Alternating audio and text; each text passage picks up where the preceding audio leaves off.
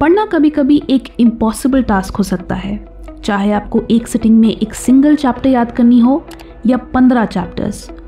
So to make sure कि आप अपने स्टडी सेशंस का मैक्सिमम फ़ायदा उठाएं, ये कुछ टिप्स आपको अपनी लर्निंग कैपेसिटी इंप्रूव करने में हेल्प करेंगी।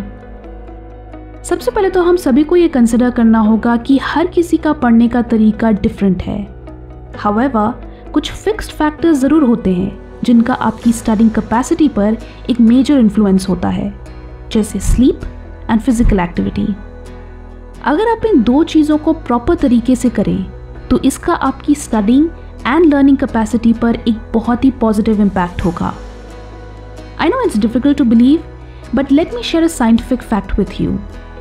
मार्केट में ऐसे बहुत सारे ड्रग्स, न्यूट्रोपिक्स हैं जो मेंटल परफॉर्मेंस इंप्रूव करने के लिए कंज्यूम की जाती हैं, बट ऐसा कोई ड्रग नहीं है जिसका असर regular exercise and quality sleep के पॉजिटिव रिजल्ट्स के आसपास भी हो। In other words, mental performance drugs or nootropics have a lower return as compared to just regular quality sleep and exercise. So अगर आप पढ़ते वक्त अपने फोकस, मेमोरी एंड मोटिवेशन को बूस्ट करना चाहते हैं, then first fix these two things. Let's start with sleep. आप अपने सोने और उठने का टाइम फिक्स करो। You'll be surprised to know कि consistent sleep habits का आपकी academic performance पर कितना बड़ा इम्पैक्ट होता है।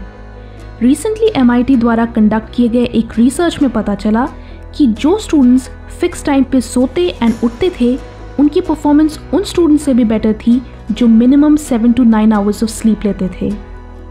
प्रोफेसर्स का कहना था कि वो स्लीप और एकेडमिक परफॉर्मेंस के कोरिलेशन को देखकर सरप्राइज नहीं थे, बल्कि उसकी एक्सटेंट को देखकर सरप्राइज थे।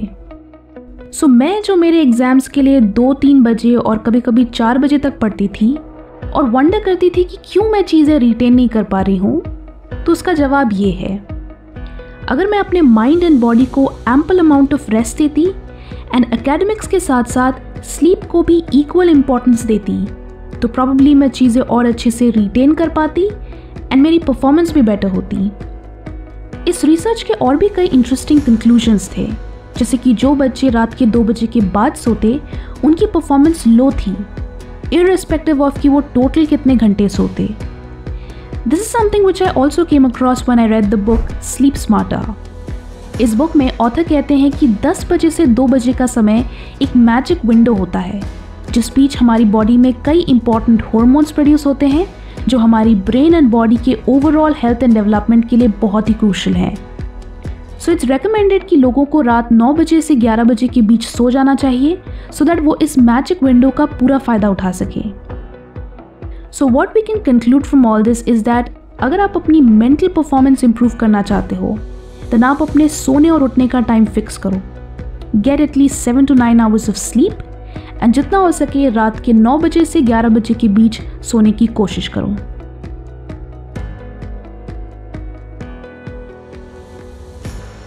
Now let's move on to the next most important thing, and that is physical activity. ऐसा कई बार होता है कि कल एग्जाम है एंड जैसे ही आप पढ़ने बैठते हो, either you're feeling sleepy or you just can't focus.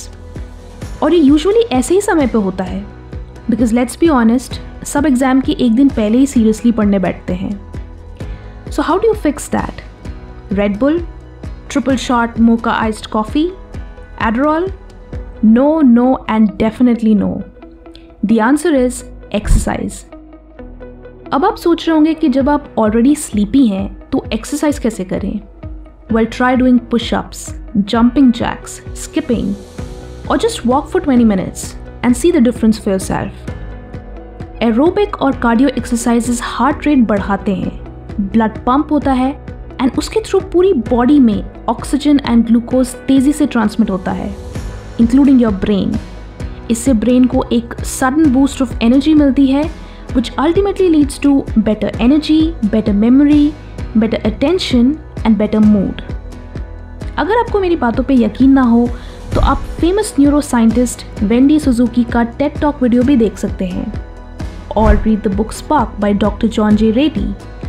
उन्होंने अपनी बुक में कई इंटरेस्टिंग फैक्ट्स मेंशन किए हैं, जैसे एक्सरसाइज के बाद आपकी लर्निंग स्पीड 20% तक इम्प्रूव हो सकती है, and also that exercise produces new brain cells जो आपकी लॉन्ग टर्म मेमोरी को इम्प्रूव करती हैं। सो आई थिंक अब आप एक्सरसाइज के बेनिफिट्स को लेकर कन्विंस हो चुके होंगे।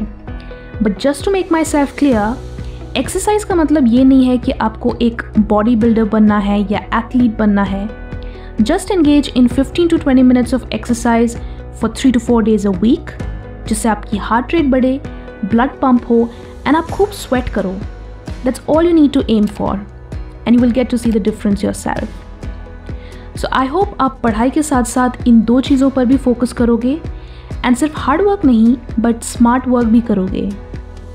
Let me know in the comments कि आप कौन से टाइप की एक्सरसाइज पसंद करते हो and what is your sleep time. Video अच्छी लगी तो लाइक करें एंड बहुत अच्छी लगी तो शेयर भी करें। Thanks for watching and stay focused.